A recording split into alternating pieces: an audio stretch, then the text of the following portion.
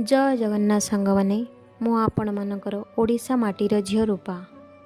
मु आज आपण किसी नीतिवाणी नहीं आसीनी आपण को सत्यतार आईना देखा चाहूँ केड़े अजबे दुनिया आउ केड़े अजीबे मनीष दुनियार मिछ चाकचक्य भासी मिछ कुहुड़ी पहरुछि आउ भूली जाइछि से निराकाय निरामय ईश्वर को जी जगतर सृष्टिकर्ता आउ जदि भी से ईश्वर को मन पकाउछि ना केवल निजर स्वार्थ पाई असरंती स्वार्थ से स्वार्थ भितर बड़ बड़ घर बड़ गाड़ी बिड़ा बिड़ा टंका बड़ चाकिरी यही सब ही भरी रही